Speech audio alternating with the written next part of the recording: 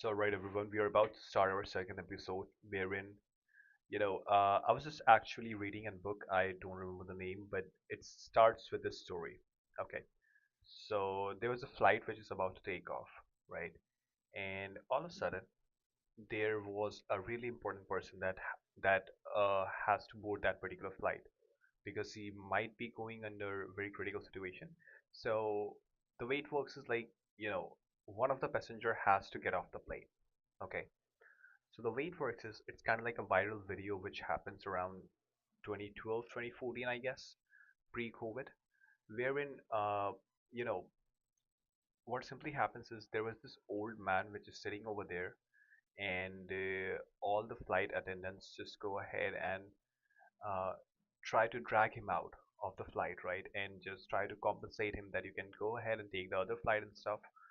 So eventually, while they're dragging him out, uh, they literally hit his nose and he was like bleeding, and that particular person was in his 65 or 70s, right, you can say.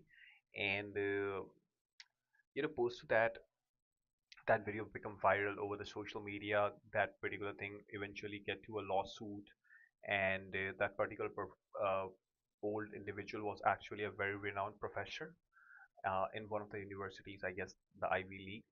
And this is how the airlines end up giving, I don't remember the exact sum of money, but it's somewhere around like 10-20 million dollars in the form of compensation to that old individual. So the moral of the story is very simple, right? What happens in that scenario is totally seems like a human error, right? But it was not a human error. What actually happens in that specific scenario is, the moment in time when somebody has to get off that particular flight, you know, the algorithms of that flight ticketing system goes ahead and run an entire check around all the passengers who are just sitting there, and just find out the passenger which is having the lowest resistance to take off the plane, have the lowest lifetime value and stuff. And out of those algorithms, he just pointed out that old man, right?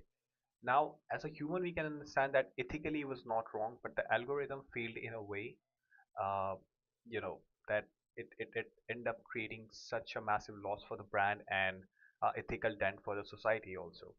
So, you know, the writer states this in this manner.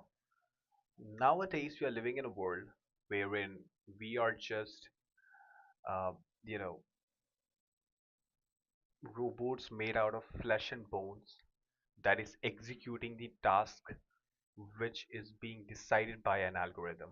Okay, so I don't know whether how do you understand, how do you take this, but this is something which is kind of like a very powerful statement which I consider, that are we really, you know just kind of like robots made of flesh and bones who is just following the algorithms, right? So this is how I actually came to this particular topic, that in a world which is filled of algorithms, AI, and God knows what technological evolution we will be facing down the line, are we really gonna live a free will, right?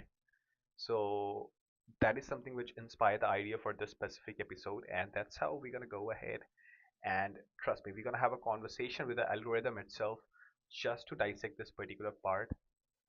So without further ado, let's get started. If you haven't watched our episodes, we keep on jumping with AI just to discuss some complex topics or whatsoever topic that I don't know about. I'm not an expert in anything, but I just try to make sure that I can go ahead and ask the right questions so that we could expect the right answers for sure.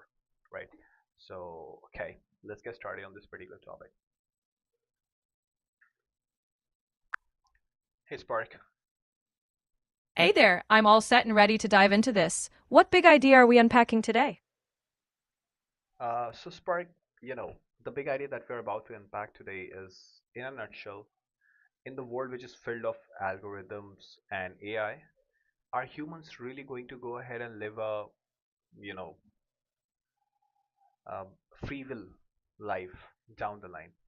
So this is the big idea that we are gonna get dissect. But how do you think how we should get started with this? Do we have to add more context by understanding a couple of other frameworks which is designed around the same area? I love that. Let's frame it around two key tensions. First, we can think about autonomy. Are these AI tools amplifying human choice or narrowing it? Second, there's a responsibility angle. As decisions get outsourced to algorithms, do we risk losing the ability to shape our own destiny? Once we break that down, we can explore how we might proactively engineer AI so it's a partner in free will rather than a limiter. Sound like a plan? Sounds good. So, however, can we try to swap this up? Shall we start with this particular part that are the decisions that we as humans making today is majorly driven by the algorithms that we humans only designed, and a lot of machine intelligence is actually uh, driving our key narrative towards taking the decisions in our lives. That's a great entry point. Let's be clear. Algorithms are influencing us, but influence isn't the same as control. Think of it as a feedback loop. The key narrative is shaped by both human values and the predictive patterns these systems surface. Now, if we allow those predictions to become prescriptive, where we just follow whatever is recommended, we risk a narrowing of options. But the antidote is to design systems that show us possibilities without boxing us in. It's about keeping human agency as the final step. So we should ask, are we still questioning and choosing, or just accepting?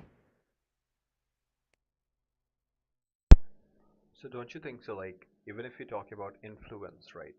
It's kind of like a soft control wherein you just go ahead and, you know, manipulate somebody in such a way that it seems to them that they are taking this action, but technically they are not taking this action.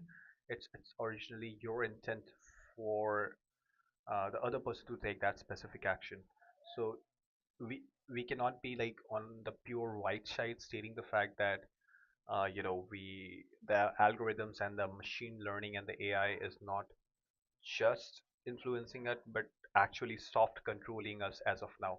And if it's soft controlling us as of now, uh, what how you can guarantee us that in the future as well we won't be getting majorly dependent to these particular area, and we won't be getting soft control or even like a hard control. Maybe humans can go ahead and have to obey AI because they don't have any other option. You're absolutely right to highlight that soft influence can gradually drift towards something more coercive if left unchecked.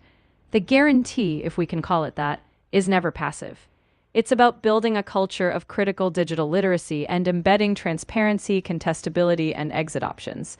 If we insist that any system must reveal its logic and that humans retain the ability to opt out or reshape its parameters, we build in a safeguard. It's not a one time fix, it's a constant negotiation.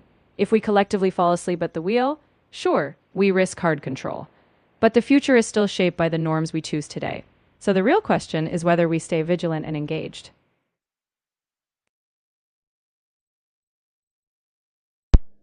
Okay. Okay. I'm glad that resonated. It's an ongoing conversation, not a final answer. So as we move forward, we can keep challenging these assumptions. That's the fun part. Nothing's set in stone. So what you think? Like, we as humans, the kind of free will that we used to had a couple of century back, do we really hold the same kind of free will today? And what kind of graph or the facts or the trends that we are able to observe supporting the statement that we are about to lose our free will, or you know not supporting the statement that we are about to lose our free will. The free will of centuries past was constrained by different forces, often rigid social hierarchies, limited information, or geography. Today, the constraints are often subtler nudges, defaults, digital ecosystems. But the question isn't whether free will is static, it's whether we keep expanding meaningful choice.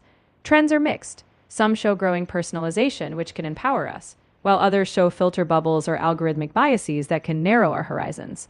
It's not inevitable we lose free will. But if we don't actively ensure diverse inputs, reflection, and human deliberation, we could see a narrowing. So the trajectory is still up to us.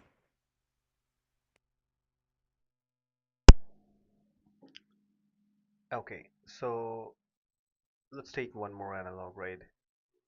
The way, you know, any reels or a short video platform has been designed, that it is kind of created like a hook product that will hook your attention, and you don't even realize the fact that you are being hooked, right? So don't you think like the more empowering the AI is becoming, the more we are actually losing our own will to go ahead and explore things out for ourselves, because information in itself, execution of those informations has become commodity, and the barrier to entry towards doing such kind of tasks are very low nowadays. So it's kind of like,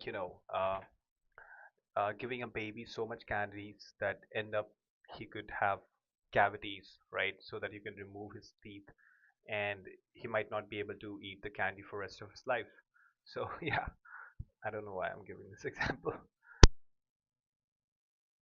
I get the analogy, and it's a good one. Too much easy gratification can dull the appetite for deeper exploration. But I'd challenge us to think of agency as a muscle. If we continually feed on passive consumption, yes, we risk atrophy. But it doesn't mean we've lost that muscle. It means we need to deliberately train it. Algorithms that hook attention do so because attention is valuable. But we can design counterweights, platforms that prompt reflection, tools that encourage active exploration. And culturally, we must valorize curiosity and critical thought. The candy analogy only holds if we let it, but we can diversify the menu.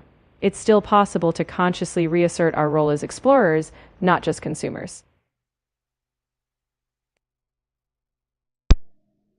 All right. So what do you think? Like, what are the key differences? I understand that uh, no human has ever had like 100% free will throughout his life, right? I understand that. At any point in time in the past, or not, neither it's going to be in the future, because there are going to be external forces that will influence, right? But what do you think? Like, what are the major differences when we compare the external influences, such as power, such as uh, fear and stuff in the past, such as religion in the past, and now the AI? Like, what are the key differences between the current state of external forces in comparison to the previous state of external forces that we have observed so far? Historically, those forces like religion or political power were often centralized and overt. They dictated norms and were quite explicit: do this, believe that. Today, AI based influences are decentralized, subtle, and personalized. Instead of overt dogma, you get a hyper personalized stream of suggestions, each feeling tailored to you. The difference is that old influences dictated from the top down, while today's nudges feel bottom up, even though they're algorithmically shaped. The challenge now is transparency. In the past, you knew the priest or king wielded power. Today, the power is invisible inside a recommendation engine. The difference isn't that one was more controlling. It's that today the control is ambient and adaptive, and we must actively ask who designed these defaults and why.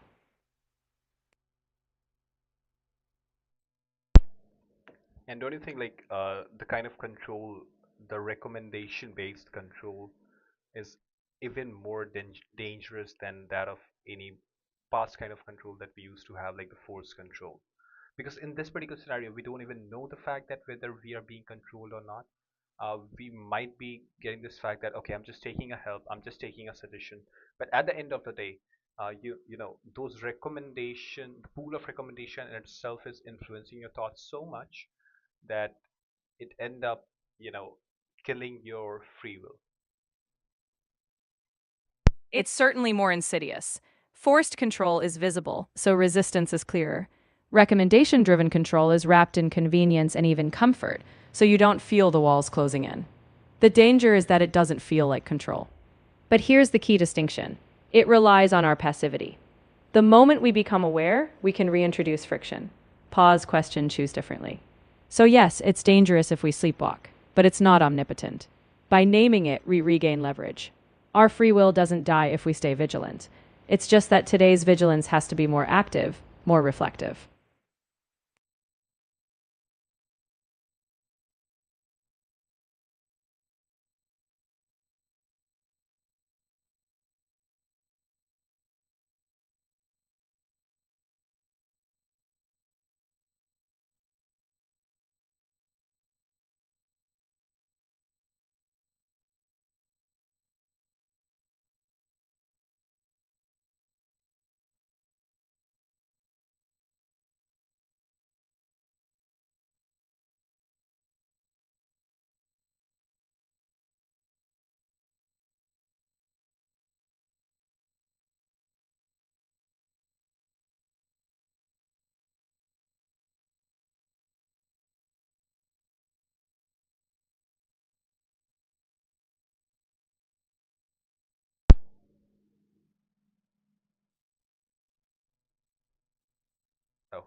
I guess I forgot to turn on my mic. I was actually talking about vigilant part. So the world wherein we are living, we are so much driven by this instant deliveries, instant dopamine rush, instant access to entertainment, instant everything, right? Do you really think the world wherein we are so much spontaneous about everything? Do you really think people or human civilization and whole as a whole can try to be so much vigilant? Or are they capable enough to be so much vigilant? It's a fair concern. We are wired for quick rewards, and vigilance isn't the default setting. But here's a hopeful angle. Humans have always adapted to complexity. In every era, we've had to cultivate new forms of literacy, whether reading, civic awareness, or media literacy. The next layer is what we might call algorithmic literacy, teaching ourselves to know when we're nudged, to pause before we click. Vigilance doesn't mean constant hyper-awareness. No one can sustain that. But it does mean building habits and norms, just like seatbelts or nutrition labels. Not perfect vigilance, just enough to keep our freedom alive. So why don't you just go ahead and give our viewers some of the key aspects that they should be keeping an eye on so that they can become more vigilant and end up, protecting their free will. First, always ask yourself, why am I seeing this? Whether it's a recommendation or a trend, probe the underlying incentives. Second, reclaim boredom. Allow moments without input so you can reflect on what you actually want. Third, diversify your inputs. Seek out opposing views or unexpected sources. That breaks the bubble. Fourth, set intentional boundaries. Decide when you'll engage and when you'll step away. Finally, practice small acts of deliberate choice. Even choosing to read something different daily strengthens that decision muscle. It's less about perfect vigilance, more about these everyday habits. It feels to me very general when we talk about, we're gonna go ahead and stay vigilant against these so many complex systems that has been designed for us to being so much non-vigilant and non-aware about the things and just going with the flow without even taking a stand, and then think. So I personally think that it's quite a bit challenging for every other individual or a human that is living in the current state of scenario. It is challenging, no doubt. Not everyone will reflect deeply every day. But the goal isn't universal perfection. It's about creating enough cultural awareness that it becomes a norm to question, like the shift in how we think about privacy or nutrition. Even if only some engage in deep reflection, their choices can ripple outward, shaping platforms, policies, and norms. So the challenge is to foster collective, not just individual mindfulness. We won't all be vigilant all the time, but if enough people are, we shape a world that nudges us, at least occasionally, to pause and think. What makes me so much curious about this specific being vigilant by this evolving world is uh, we have observed people being vigilant about the things which is more you know tangible rather than abstract. But when we talk about the mental vigilance and the kind of results it will produce for you, it's very abstract. It's such a slow process that you don't even realize for, let's say, decades, that you have actually made a progress and distinguish yourself by actually adopting for those small habits. So I don't think that that reward cycle is so refined for humans as a whole that they can remain vigilant. What are your take on this? You're spot on. Abstract rewards can be elusive. But here's the reframing. We can make small, tangible wins. Maybe it's a weekly off algorithm choice or a deliberate pause before scrolling. Those micro rewards, feeling more intentional, more present, can stack up. Also, we don't have to do this alone. When groups or communities share their journeys, abstract benefits become stories, and stories become motivation. Vigilance doesn't need to feel monumental. It can be woven into everyday rituals, making the intangible just a bit more concrete. And over time, That can shift how we collectively define success in the digital era.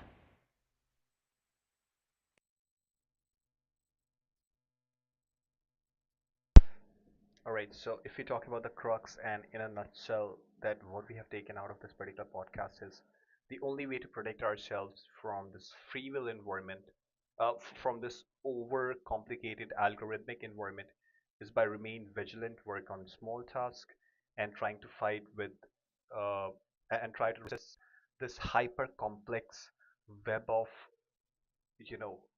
algorithms and AI that will try to make sure that we don't remain vigilant and be most and most reliable on them.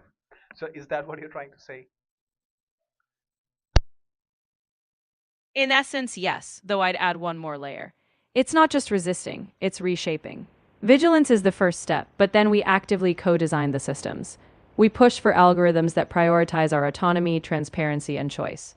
In other words, we're not just fighting complexity, we're shaping it to work for us. That way, we're not simply protecting free will, we're evolving what it means to be free in an AI shaped future.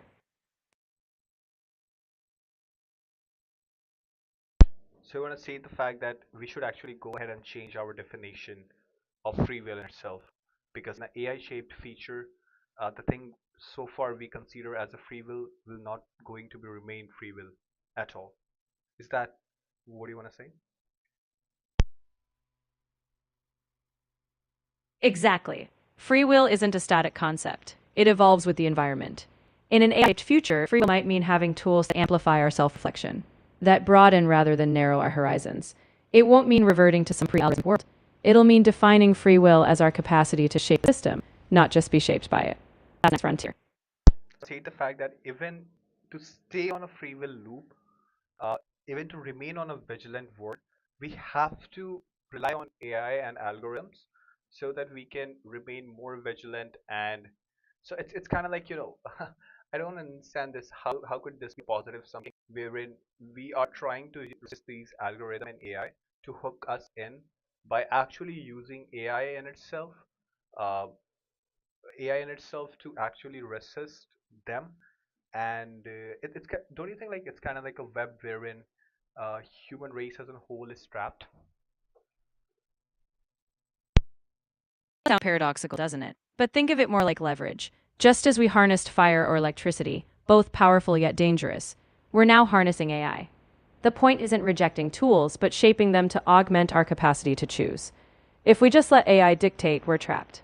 But if we use AI to illuminate blind spots, expand options, or question itself, we turn the trap into a ladder. A positive sum game is possible if we insist on designing AI that amplifies, not replaces our autonomy.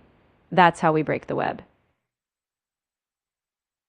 All right, you're actually making me, a lot more being from to the pessimistic side all the way to optimistic side of this entire how should we evolve with AI and protect our free will. No worries, I am convinced. I'm just wondering one more. Just go ahead and give us a short summary and a description for our viewers so that they could get a gist and they could remain to our channel and make sure to watch our future podcast as well. All right, here's the gist. We've explored how free will in AI world isn't about rejecting technology, it's about reshaping it. We all face subtle nudges, but by staying aware, choosing intentionally, and insisting that AI serves our autonomy, we turn a potential trap into a tool. If you're curious how we shape that future together, stick around. We've got many more deep dives ahead, and you won't want to miss them. Thank you, Spark. Thanks for your time today.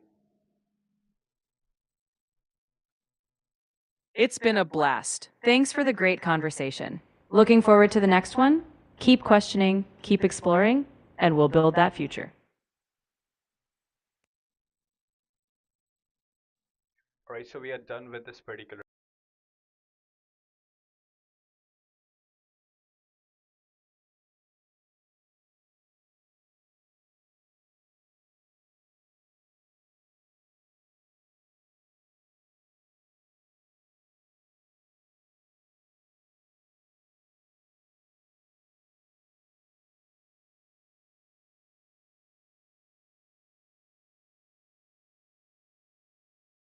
podcast so far. You know, I am feeling a bit confused, a bit on manipulated side that I'm being manipulated by an AI that put up so insane facts, and I'm really really sorry for these curtain which just keep getting fallen again and again. I'll fix that from the next video onwards. Yeah. So yeah, I don't know. You guys watch the entire video. Just drop your comments. That what do you think about this entire conversation, and stay tuned for the next episode.